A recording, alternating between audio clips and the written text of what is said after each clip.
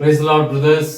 பாருங்க, இந்த வீடியோ மூலமாக ஒரு சூப்பரான காரியத்தை நீங்கள் தெரிஞ்சுக்கணும்னு சொல்லி நான் விரும்புகிறேன்.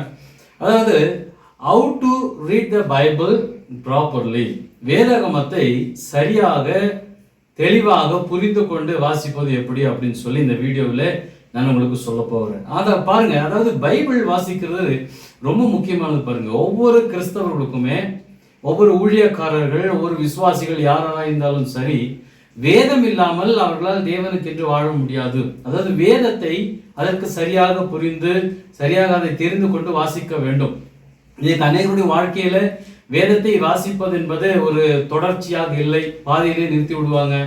அப்புறம் எவ்வளவோ காரணங்களினாலே வேதத்தை அவர்கள் படிப்பதில்லை. அதனால அவருடைய வாழ்க்கையில, அவருடைய ஆவிக்குரிய வாழ்க்கையில தேவனுக்கென்று பிரகாசிக்காதபடி என்ன பண்ணிடுறாங்க அப்படின்னா முடங்கிடுறாங்க. அப்போ ரொம்ப முக்கியமானது வேத வாசிப்புங்க. வேத வாசிப்பும் ஜெபமும் ரெண்டும் முக்கியமானதாக இருக்கு. அதுல ஜெபத்தை குறித்து எவ்வளவோ செய்திகளே என்னுடைய சேனல்ல போட்டிருக்கு. அது மட்டும் இல்ல, வேதத்தை எளிதாக வாசிக்க டிப்ஸ் அப்படின்னு சொல்லி சில ஆலோசனைகளை என்னுடைய ஆரம்ப வீடியோவில் நான் சொல்லியிருக்கேன்.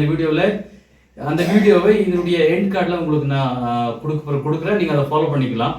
இப்போ இந்த வீடியோவில் என்ன தெரிஞ்சுக்க போகிறோம் அப்படின்னா, வேதத்தை எப்படி சரியாக நாம் வாசிக்க முடியும், வாசிப்பது என்பதை நான் உங்களுக்கு சொல்ல போகிறேன். பாருங்க, அதுக்கு வேத புத்தகத்தில் சில வசனங்கள் மூலமாக உங்களுக்கு நான் சொல்ல போகிறேன். முதலாவது ஒரு வசனத்தை உங்களுக்கு நான் வாசிக்க போகிறேன். அங்கே எபிரேயர் புஸ்தகத்தில், எபிரேயர் புஸ்தகம் 1ஆம் அதிகாரத்தில் அங்கே சொல்லப்பட்டிருக்கிற ஒரு காரியத்தை நாம் வாசிக்கலாம். 1ஆம் அதிகாரம் 2வது வசனம். இந்த கடைசி நாட்களில் குமாரன் மூலமாய் நமக்கு திருவுளம் பற்றினார், இவரை சர்வத்துக்கும் சுதந்திர வழியாக நியமித்தார், இவரை கொண்டு உலகங்களையும் உண்டாக்கினார். வேத வசனம் அழகாக சொல்லுது பாருங்க. நீங்களும் நானும் வேதத்தை வாசிக்க ஒரு முக்கியமான காரணம் இங்கே உண்டு. அந்த காரியத்தை நாம் தெரிந்து கொண்டோமானால் வேதத்தை சரியாக புரிந்து கொண்டு நாம் வாசிக்க முடியும். அப்போ அது நம்முடைய வாழ்க்கையில பிரயோஜனத்தை கொண்டு வரும், அபிஷேகத்தை கொண்டு வரும், ஆசீர்வாதத்தை கொண்டு வரும். அப்போ பாருங்க, அப்போ இப்போ நான் சொல்ல போற ஒரே ஒரு காரியம்தான், வேதத்தை சரியாக படிக்க, புரிந்து கொள்ள, அது தியானிக்க ஒரே ஒரு முக்கியமான காரணம் இருக்குங்க. ஒரு லைன் இருக்கு. அதுதான் என்னன்னு சொல்லி இப்போ நான் உங்களுக்கு சொல்ல போறேன். இங்க வாசித்த வசனத்துல சொல்லப்பட்டிருக்கு, இவரை சர்வத்துக்கும் சுதந்திர வழியாக நியமித்தார், இவரை கொண்டு உலகங்களையும் உண்டாக்கினார். அவர் தேவன் இயேசு கிறிஸ்துவை சர்வத்துக்கும் எல்லாவற்றுக்கும் சுதந்திர வழியாக நியமிச்சிட்டாராம் ஏற்கனவே. அப்புறம் அவங்க சொல்லப்பட்டிருப்பாரு, இவரை கொண்டு உலகங்களையும் உண்டாக்கினார். அப்போ ஹோல் யூனிவர்ஸ் எல்லாமே இயேசு கிறிஸ்துவுக்காக உண்டாக்கினாராமா. அப்ப பாருங்க, இயேசு கிறிஸ்து தான் அங்கே சென்ட்ரலைஸ் பண்ணப்படுறார். இயேசு கிறிஸ்து தான் அங்கே மையப்படுத்தப்படுகிறார். அப்ப பாருங்க, இயேசு கிறிஸ்துவுக்காக உலகங்களையும் உண்டாக்கினாராமா. அப்ப அது உலகத்தில் இருக்கிற எல்லாமே இயேசு கிறிஸ்துவுக்காக சிருஷ்டிக்கப்பட்டது. அது மட்டும் இல்லை, நீங்களும் நானும் அவருக்காக சிருஷ்டிக்கப்பட்டிருக்கிறோம். இன்னொரு வேத வசனத்தை உங்களுக்கு நான் வாசிக்க போகிறேன். அப்போ உங்களால புரிஞ்சிக்க முடியும். 1 பேதுரு 1ஆம் அதிகாரத்தில் 20வது வசனம். 1 பேதுரு 1ஆம் அதிகாரம் 20வது வசனம். அவர் உலக தோற்றத்திற்கு முன்னே குறிக்கப்பட்டவராயிருந்து, அவர் உலக தோற்றத்திற்கு முன்னே குறிக்கப்பட்டவராயிருந்து. தேவன் என்ன பண்ணிருக்கிறார், இந்த உலக தோற்றத்திற்கு முன்பதாகவே இயேசு கிறிஸ்துவை குறித்து வைத்திருக்கிறார். அவருக்கென்று உலகங்களை உண்டாக்கி இருக்கிறார், அவருக்கென்று சர்வத்தையும் சிருஷ்டித்திருக்கிறார். அப்ப எல்லாமே இயேசு கிறிஸ்துவுக்காக தான் இருக்கிறது பாருங்க. அப்போ சென்ட்ரலைஸ் ஆகிறார். இயேசு கிறிஸ்து தான் மையமாக இருக்கிறார். அப்போ முழு வேதாகமத்தின் மையமும் இயேசு கிறிஸ்து. இன்னொரு வேத வசனத்தை உங்களுக்கு நான் அங்கே இயேசு கிறிஸ்துவானவரே சொல்லி இருக்கிறார். அதையே நான் உங்களுக்கு தெளிவாக சொல்ல போகிறேன். லூக்கா சுவிசேஷ புஸ்தகத்துல 24ஆம் அதிகாரம் 44வது வசனம் பாருங்க, படிக்கிறது கேளுங்க. அவர்களை நோக்கி இயேசு சொல்றார், மோசேயின் நியாய பிரமாணத்திலும் தீர்க்க தரிசிகளின் ஆகமங்களிலும் சங்கீதத்திலும் என்னை குறித்து எழுதியிருக்கிறவர்கள் எல்லாம் நிறைவேற வேண்டியதென்று நான் உங்களோடு இருந்த போது உங்களுக்கு சொல்லிக் கொண்டு வந்த விசேஷங்கள் இவைகளே. அப்பொழுது வேத வாக்கியங்களை அறிந்து கொள்ளும்படி அவர்களுடைய மனதை அவர் திறந்து அவர்களை நோக்கி எழுதியிருக்கிறபடி, பாருங்க கவனிக்கணும், எழுதியிருக்கிறபடி இயேசு கிறிஸ்துவை பற்றி எழுதியிருக்கிறபடி, எங்கே? மோசையின் ஆகமத்தில் இயேசு கிறிஸ்துவை பற்றி எழுதியிருக்கிறபடி, தீர்க்கதரிசிகளின் ஆகமங்களிலே இயேசு கிறிஸ்துவை பற்றி எழுதியிருக்கிறபடி, சங்கீதங்களிலே இயேசு கிறிஸ்துவை பற்றி எழுதியிருக்கிறபடி, கிறிஸ்து பாடுபடவும் 3ஆம் நாளில் மரித்தொழுந்து எழுந்திருக்கவும் வேண்டியதா இருந்தது அப்படின்னு சொல்லி இயேசு கிறிஸ்து சொல்றார்.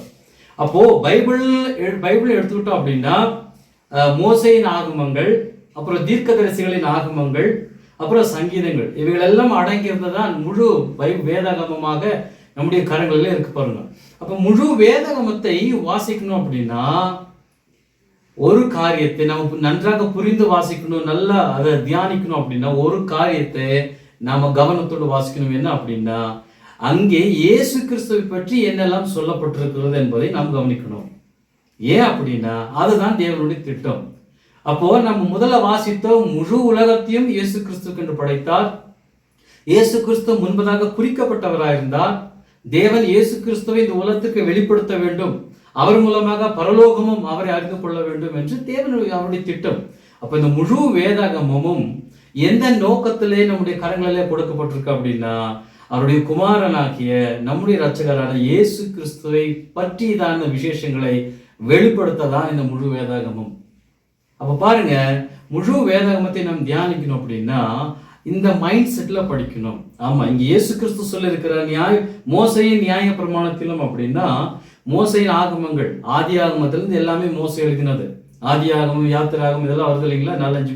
5 புத்தகங்கள் அவரால் எழுதப்பட்டது. அப்புறம் தீர்க்கதரிசிகளின் ஆகமங்கள், அப்புறம் சங்கீதங்கள் எல்லாமே இயேசு கிறிஸ்துவை மையப்படுத்துகிறதாக இருக்கிறது, அவரை குறிக்கிறதாக இருக்கிறது, அவரை வெளிப்படுத்துகிறதாக இருக்கிறது.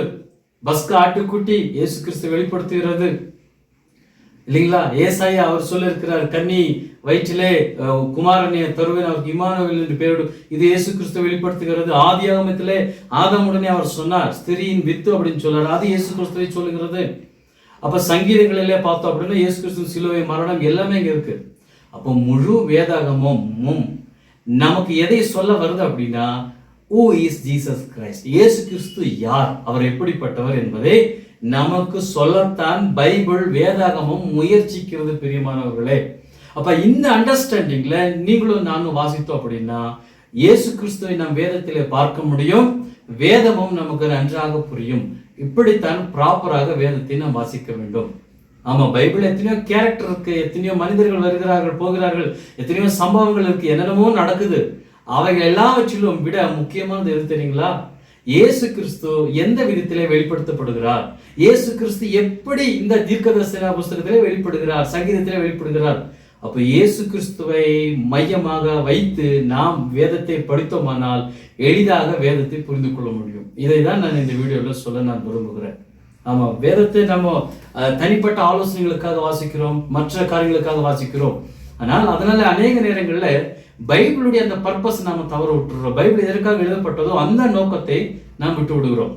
இப்போ பைபிளுடைய லைன் என்ன அப்படின்னா ஆதியாகமத்திலிருந்து எல்லா புஸ்தகங்களுமே இயேசு கிறிஸ்துவை லைன் அப் பண்ணுது, இயேசு கிறிஸ்துவை என்ன பண்ணுது அப்படின்னா டிஸ்பிளே பண்ணுது, இயேசு கிறிஸ்துவை ஷோ பண்ணுது. அதுதான் அதனுடைய பர்பஸ். அப்போ நீங்களும் நானும் வேதத்தை ப்ராப்பராக வாசிக்கணும், அது சரியாக புரிந்து கொள்ளும் அப்படின்னா இயேசு கிறிஸ்துவை தேடினவர்களாக, அவரை பற்றின உணர்வு உடையவர்களாக, அவரை தேடுகிற வண்ணமாக வேதத்தை நீங்கள் வாசிப்பீர்களானால் வேதம் உங்களுக்கு நிச்சயமாகவே உங்களுடைய வாழ்க்கையிலே பெரிய அண்டர்ஸ்டாண்டிங், பெரிய வெளிச்சத்தை, பெரிய புரிந்து கொள்வதில்லை, இயேசு கிறிஸ்து அறிகிற அறிவிலே அது என்ன பண்ணும் அப்படின்னு உங்களை வளரச் செய்யும்.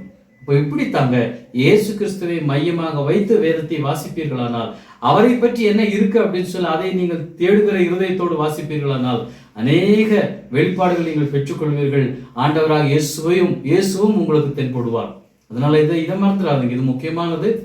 அதே போல வேதத்தை எப்படி ஒழுங்கும் கிரமமாக வாசிக்க வேண்டும் என்பதான வீடியோவை நான் இந்த வீடியோவின் கடைசியாக அந்த எண்ட் ஸ்கிரீன்ல கொடுத்துருக்கேன், நீங்க ஃபாலோ பண்ணுங்க. உங்களுடைய வாழ்க்கையில வேதம் பெரிய வெளிச்சத்தை கொண்டு வரட்டும். இயேசு கிறிஸ்துவின் நாமத்திலே நான் வாழ்த்துகிறேன். ஆமென்.